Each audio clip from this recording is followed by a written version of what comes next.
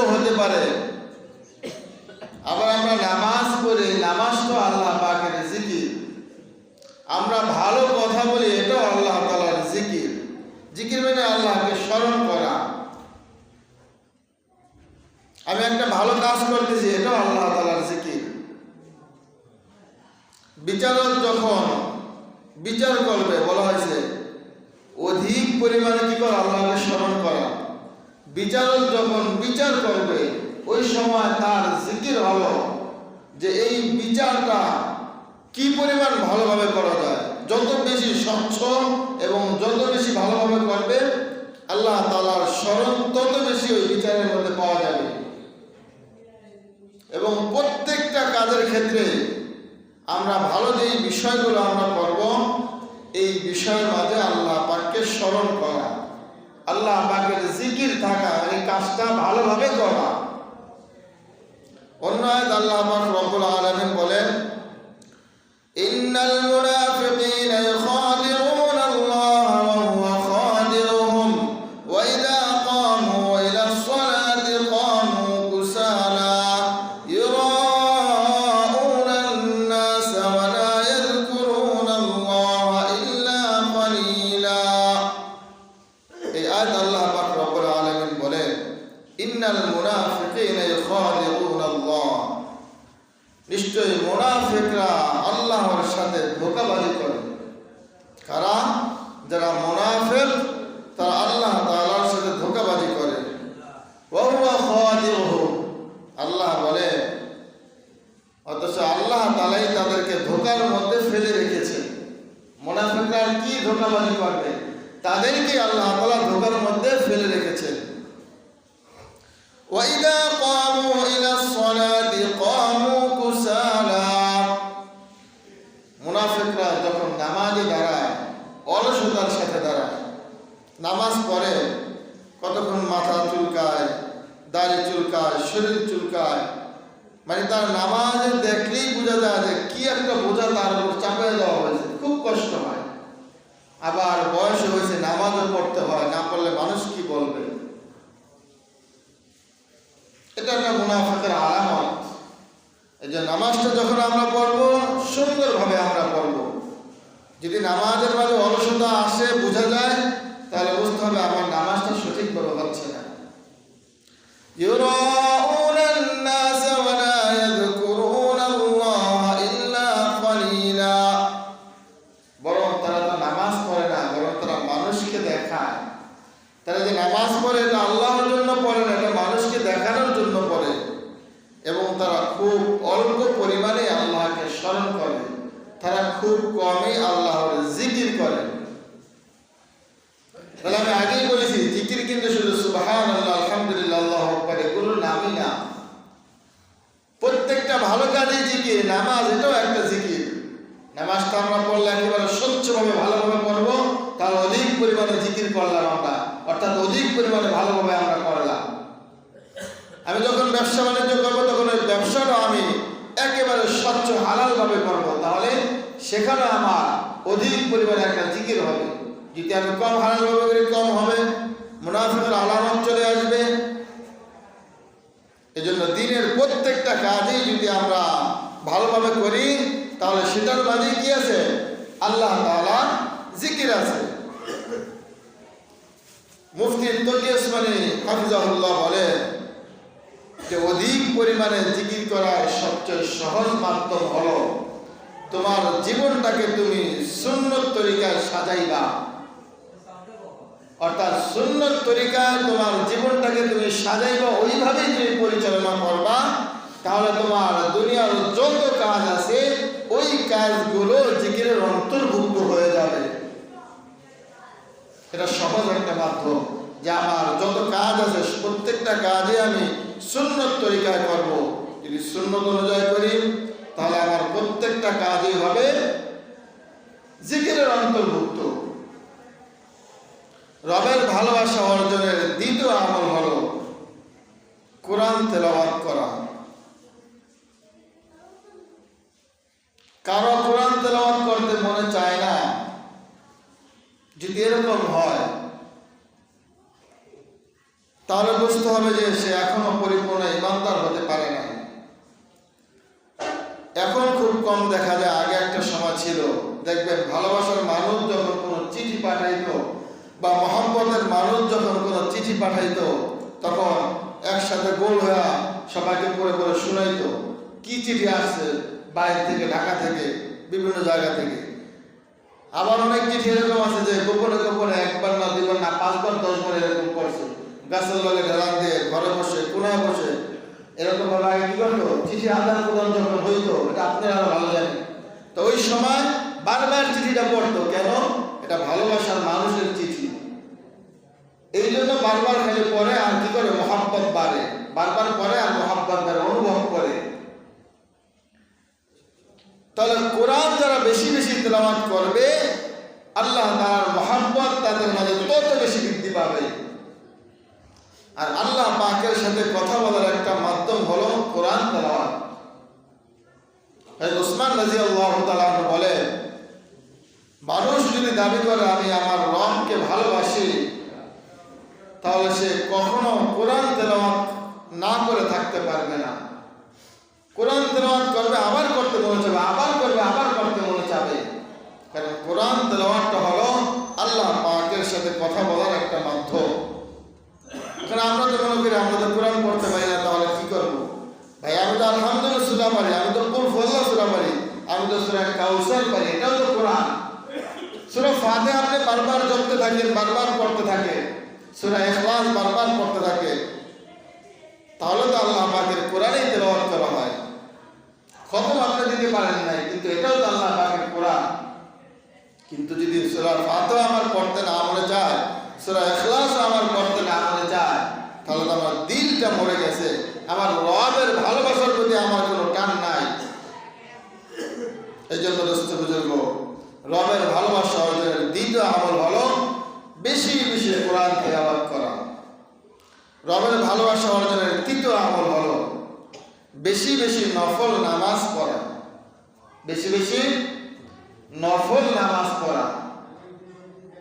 নফল নামাজের মধ্যে হতে পারে ইশরাকের নামাজ ফজরের পরে, হতে পারে চাশতের নামাজ, হতে পারে আসর আগে 4 রাকাত সুন্নত আছে, মাগরিবের পরে 6 রাকাত তাওয়াবির নামাজ আছে, এশারের আগে 4 রাকাত সুন্নত আছে, আর অন্যান্য নফল নামাজ হতে পারে। নফল নামাজের মধ্যে সবচাইতে শ্রেষ্ঠ নামাজ হইল তাহাজ্জুদের নামাজ। নবী করিম সাল্লাল্লাহু আলাইহি ওয়াসাল্লাম এই নামাজটাকে কখনো ছাড়তেন না। এই নামাজের মাধ্যমে আল্লাহ তাআলার গভীর ভালোবাসা অর্জন করা যায়। অথচ আমরা মসজিদে এখন যারা আছি, কয়জনে আজকে রাত্রে আমরা নামাজ পড়তে পেরেছি? অথচ এই নামাজ হলো রবের ভালোবাসা অর্জনের সবচেয়ে সহজ একটা মাধ্যম। আমাদের অনেকেরই সম্ভব হয় না, কিছু কিছু আল্লাহ তাআলার খালেস বান্দা, মুখলেস বান্দা আছে, তারা গভীর রাতে উঠে নামাজটা পড়ে আছে। আপনারা মনে করতেন আমি পড়ি না দেখি কেউ পড়ে না, কিছু কিছু আল্লাহ তাআলার বান্দারা আছে তারা নামাজটা পড়েন। তাহলে আল্লাহ তাআলার ভালোবাসা অর্জনের একটা মাধ্যম কি বেশি বেশি নফল নামাজ পড়া। যখনই সময় পাইলাম, সময় আছে আমার, আমি 2 রাকাত নফল নামাজ পড়লাম। তাহাজ্জুদের নামাজটা 2 রাকাত পড়লো হয়, 4 রাকাত পড়লো হয়, তাহলে একটা সুন্নত আদা হয়। কিন্তু নবী করিম সাল্লাল্লাহু আলাইহি ওয়াসাল্লাম 8 রাকাত বেশি পড়তেন। যদি আমরা 8 রাকাত পড়ি, তাহাজ্জুদের এক সুন্নত আদায় হলো, আর একটা সুন্নত নবী যেহেতু 8 রাকাত পড়ছে আর একটা সুন্নত আদায় হলো।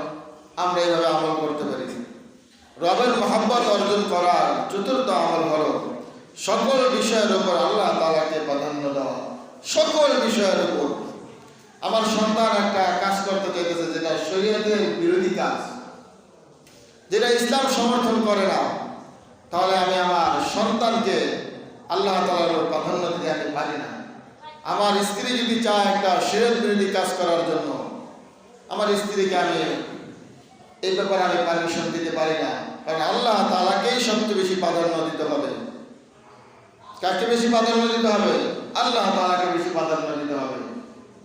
আমার দল যদি শরীয়তের বিরুদ্ধে যায়, আমার দলকে আমি প্রাধান্য দিতে পারবো না। আমার আল্লাহকে আমার বেশি প্রাধান্য দিতে হবে। যদি আমার দলের বিরুদ্ধে যেতে হয় আমি যাব, তারপর আমার রবকে আমি কি করবো? বেশি প্রাধান্য দেব। আমার সন্তানকে আমি প্রাধান্য দেব না, আমার স্ত্রীকে আমি প্রাধান্য দেব না, আমার সমাজকে আমি প্রাধান্য দেব না, আমার দলকে আমি প্রাধান্য দেব না। আমি প্রাধান্য দেব আমার রবকে। আমার রব কি বলে এখানে? আমার রব যেই কাজ করলে বেশি খুশি থাকবে আমি ওই কাজটাই করব। কোনো ব্যক্তিকে না, কাউকে আমি আমার রবের উপরে আমি প্রাধান্য দেব না। হয় আমার জীবন থাকবে, না হয় জীবন যাবে। জীবন তো ভাই আপনার আজকেও যেতে পারে, 50 বছর পরও যেতে পারে, এটা যাবে, এটা থাকার জিনিস না।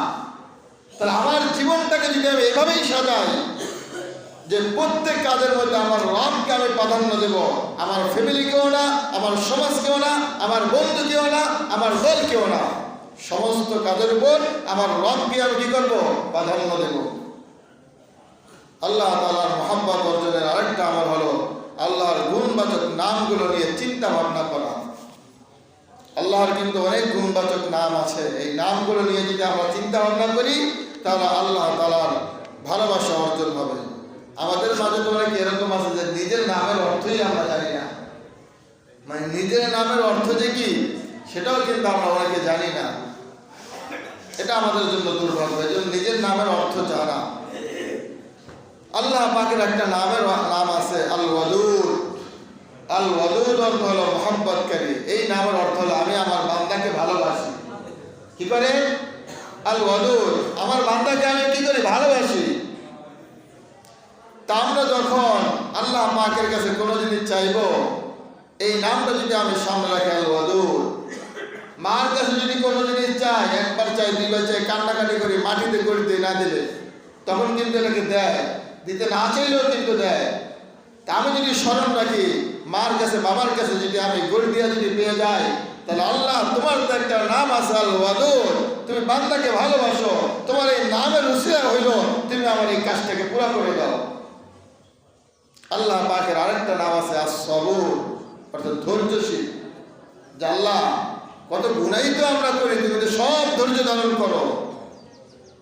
তুমি কি করো? সব ধৈর্য ধারণ করতেছো। আল্লাহ পাকের আরেকটা নাম আছে আস-সত্তার, অর্থাৎ গোপনকারী। বল আল্লাহ কত গুনাহ করলাম, কত কিছু করলাম, তুমি সব গোপন রাখছো। তুমি যদি এগুলো প্রকাশ করতা তাহলে সমাজকে মুখ দেখাইতে পারতাম না, সমাজের মানুষ আমাকে সম্মান করতো না। তুমি তো সব গোপনই রাখছো। আরেকটা নাম আছে আল গফফার, ক্ষমাকারী। আল্লাহ তোমার নাম আছে একটা আল গফফার, ক্ষমাকারী। তোমার নাম আছে তুমি আমাকে মহব্বত করো, তুমি ধৈর্যশীল, তুমি গোপন রাখছো। তো সব কিছুই যেন তুমি করলা, তুমি তো ক্ষমাকারীও, তুমি আমার গুনাহগুলো মাফ করে দাও। আল্লাহ পাকের গুণবাচক নামগুলো নিয়ে চিন্তা করা আর ওই উসিলার মাধ্যমে দোয়া করা। আল্লাহ তুমি যেহেতু ক্ষমাকারী তাহলে তুমি করবে না কেন? কোরআনের আয়াত আছে আল্লাহ পাক যা বলে তাই করে। তাহলে তুমি ক্ষমাকারী, তুমি আমাকে ক্ষমা করো, তুমি করবে না কেন? কারণ তোমার নামই তো হলো ক্ষমাকারী, তোমার নামই হলো তুমি আমাকে ভালোবাসো। তাহলে তুমি আমাকে ভালোবাসো, তা ভালোবাসার মানুষকে ক্ষমা করে দেবে, এটাই মহব্বতের দাবি। তাহলে আমরা আল্লাহ পাকের গুণবাচক নামগুলো নিয়ে আমরা কি করব? একটু চিন্তা ভাবনা করব, আমাদের প্রয়োজনগুলো আমরা আল্লাহ পাক থেকে উঠিয়ে নেব। আল্লাহ পাকের আরেকটা রবের সাথে মহব্বতের আরেকটা আমল হলো আল্লাহ তাআলার নিয়ামত সমূহ নিয়ে চিন্তা করা। আল্লাহ পাকের নিয়ামত সমূহ নিয়ে কি করা? চিন্তা করা। এরকম বলে আল্লাহ তুমি যদি আমাকে একটা কান না দিতে আমার কি অবস্থা হইতো, আমার একটা হাত যদি না থাকতো কি অবস্থা হইতো, আমার একটা পা যদি না থাকতো তাহলে কি অবস্থা হইতো। একটু চিন্তা করেন আপনার নিজে নিজে, আপনার যদি একটা দুইটা চোখ যদি না থাকতো মানুষ আপনাকে সম্মান করতো? মোটেও না। আপনার যদি নাক না থাকতো, আপনার যদি কান না থাকতো, হাত না থাকতো, কিচ্ছু লাগবে না। আপনার যদি দুইটা পাও না থাকে, 5 বছরের একটা বাচ্চাও আপনাকে সম্মান করবে না। তা আল্লাহ তাআলা আপনাকে সব কিছু দিলেন, এই বিষয়গুলো নিয়ে চিন্তা করা আর আল্লাহ পাকের শুকরিয়া আদায় করা। রাস্তাঘাটে যখন যান, আপনার কাছে যখন একজন হাত পাতে আমাকে 5টা টাকা দেন, তখন ওই সময় থেকে 5টা টাকা দেওয়া আর বলা আলহামদুলিল্লাহ, আল্লাহ আপনি তো আমাকে এখানে নিতে পারতেন, আমাকে নেন নাই। এই ভিক্ষুক তো আপনি আমাকেও বানাইতে পারতেন, আমাকে বানান নাই। তাকে 5টা টাকা দেওয়া আর মনে মনে বলা আলহামদুলিল্লাহ। এইভাবে প্রত্যেকটা বিষয় নিয়ে কি করা? আল্লাহ পাকের শুকরিয়া আদায় করা। আল্লাহ পাকের কাছে চাওয়া। নবী করিম সাল্লাল্লাহু আলাইহি ওয়াসাল্লাম বলেন, ইন্না মাল্লাম ইয়াসআলিল্লাহ ইয়াগদাব আলাইহি। মানুষের সিস্টেম হলো একবার যদি চায় দেয়, দ্বিতীয়বার চাইলে দিতে চায় না, তৃতীয়বার চাইলে আরো দিতে চায় না। এটা মানুষের সিস্টেম। যত কাছের লোকে হোক, যদি বারবার চায় দিতে চায় না, তার থেকে দূরে সরে যায়। আর আমার আল্লাহ বলে, তুমি আমার কাছে চাও, যদি না চাও তোমার উপর রাগান্বিত হয়ে যায়। তাই মানুষের সিস্টেমে একরকম, আর আল্লাহ পাকের সাথে সিস্টেমে হলো আরেক রকম। আপনি যত চাইবেন তত কাছে নেবেন, আল্লাহ পাক আপনাকে তত বেশি দিবেন। এই জন্য আমরা সবসময় আল্লাহ পাকের কাছে আমরা চাইব। রবের মহাব্বত অর্জনের আরেকটা গুণ হলো আল্লাহর সাথে সম্পর্ক ছিন্নকারী বাধাগুলো দূর করা। সম্পর্ক ছিন্নকারী বাধাগুলো কি? আপনি যদি সুদ খান, এই সুদটাই হলো আল্লাহ পাকের সাথে সম্পর্ক ছিন্নকারী। আপনি যদি অন্যায় করেন, এই অন্যায়টাই হলো আল্লাহর সাথে বাধা সম্পর্ক ছিন্নকারী। এরকম ভাবে যত খারাপগুলি আছে, আপনি ধরেন বক্স, গান বাজার জন্য এগুলো ভাড়া দেন, গান বাজার জন্য ভাড়া দেন, এটাই তো মহব্বতের জন্য বাধা একটা। তাহলে এই বাধাগুলো উঠে দিতে হবে। যেই সমস্ত কাজ আমার মাঝে আছে, এগুলো রবের সাথে মহব্বতের বাধা সৃষ্টি করে, এই সবগুলো উঠে দিতে হবে। এগুলো আমার মাঝে রাখা যাবে না। আমার মধ্যে যদি থাকে, সুযোগ পাইলে মানুষের গীবত গাই, সুযোগ পাইলে চগলখড়ি করি, সুযোগ পাইলে দুইজনের মাঝে ঝগড়া বাঁধা দেই, যদি আমার মাঝে এই গুণগুলো থাকে, এই গুণগুলো সরিয়ে দিতে হবে। এটা বলা হয়েছে যে আল্লাহর সাথে বাধা যে সমস্ত বিষয় আছে মহব্বতের, এই বাধাগুলো কি করতে হবে? আমাদের উঠে দিতে হবে। অনেক নামাজি আছে, সারাদিন মানুষের গীবত গায়, তাহলে আপনার নামাজে কি ফায়দা হয়েছে? অনেকে আছে বুড়া, এক পাওনায় কবরও চলে গেছে, এরকমও আছে। তাহলে আজকে আমরা কি জানতে পারলাম? যেই সমস্ত কাজগুলো আল্লাহর সাথে মহব্বতের বাধা সৃষ্টি করে, ওই কাজগুলো আমাদের থেকে উঠিয়ে দিতে হবে, ওই কাজগুলো ছেড়ে দিতে হবে। আল্লাহ পাকের সাথে মহব্বত অর্জনের আরেকটি আমল হলো আল্লাহ ওয়ালাদের সান্নিধ্য লাভ করা। এটা যে কত বড় আমল, কত বড় গুণ, আমি দুনিয়ার দিক দিয়ে একটু বুঝাই। আপনি ধরেন বর্তমানে এই এলাকার চেয়ারম্যান আছেন, আপনি এলাকার চেয়ারম্যান, নিজে টাকা পয়সা খরচ করে প্রতিনিধি হয়েছেন। আপনার যে ক্ষমতা, এই ক্ষমতাটা বেশি না প্রধানমন্ত্রীর একজন পিয়ন তার ক্ষমতা বেশি? বলেন তো। পিয়নের ক্ষমতা বেশি। যদিও আপনার ক্ষমতা বেশি থাকতে পারে, কিন্তু আপনার তার কাছে কোনো ক্ষমতাই নেই। কারণ ওই পিয়নের সম্পর্ক হচ্ছে দেশের প্রধানমন্ত্রীর সাথে, শুধু সম্পর্ক, যদিও সে পিয়ন, কিন্তু আপনার মতো 4-5 চেয়ারম্যান কিছুই না তার কাছে। কেন? সম্পর্কের কারণে, সান্নিধ্যের কারণে। নবী করিম সাল্লাল্লাহু আলাইহি ওয়াসাল্লাম অনেক সাহাবা এরকম ছিল যে মাত্র মুসলমান পড়ছে, নবীজিকে দেখছে, কোনো নামাজও পড়তে পারে নাই, কোনো আমলও করতে পারে নাই, কিন্তু ওই সাহাবীর যেই দাম, আমরা যদি জীবনটা ভরে যদি আমল করি, তার সমান আমাদের দাম হবে না। কেন? তিনি সান্নিধ্য লাভ করছেন নবী করিম সাল্লাল্লাহু আলাইহি ওয়াসাল্লামের। এই জন্য আপনি যদি ভালো মানুষের সান্নিধ্য অর্জন করেন, কবি বলেন, এক জামানা সাহাবতে বা আউলিয়া বেহদরাল সদর সরে তোয়াত বেরিয়া। অল্প কিছু সময় আল্লাহ ওয়ালাদের সাথে থাকা, তাদেরকে মহব্বত করা, তাদের সাথে অবস্থান করা 1000 বছরের ইবাদতের চাইতে উত্তম। কারণ ওই যে সান্নিধ্য, পিয়ন আর চেয়ারম্যান নাইদিন তফাৎ যেরকম আছে, ঠিক এরকমই আল্লাহ ওয়ালাদের সান্নিধ্য থাকা, ভালো আলেমদের সান্নিধ্যে থাকলে অল্প আমলে আপনার জন্য বিশাল নাজাতের কারণ হয়ে যাবে, আপনার দাম অটোমেটিক বেড়ে যাবে। আল্লাহ পাক আমাদেরকে গুণ অর্জন করার তৌফিক দান করেন, সকলে বলি আমিন। আল্লাহ পাক বলেন, ইয়া আইয়ুহাল্লাযীনা আমানু আমানুত্তাকুল্লাহ ওয়া কুনু মা'আস সাদিকিন। সত্যবাদীদের সাথে থাকো, ভালো মানুষের সাথে থাকো, খারাপদের সাথে থাকো না। আল্লাহর সাথে মহব্বত করার আরেকটা আমল হলো নিজের দিলকে ভেঙে ফেলা, একেবারে ভেঙে ফেলা। আপনি যখন বড় কোনো বিপদে পড়েন, তখন কিন্তু দিল একেবারে ভাঙা থাকে। দিল ভাঙা থাকে, তখন ভালো কোনো কথা বললে আপনি গ্রহণ করে, তা আপনার দিলটাকে ভেঙে ফেলা, দিলটাকে ভেঙে ভেঙে আল্লাহর কাছে চাওয়া। আবকু ফাইল্লাম তাবকু ফাদাবাকু। আল্লাহ নবীজি বলে, তুমি আল্লাহর কাছে কান্দা কান্দা চাও, কিন্তু তোমার কান্না না আসে, কান্নার ভাঙ ধরো, ভাঙ ধরে ধরে এরপর চাও। চোখটা পানি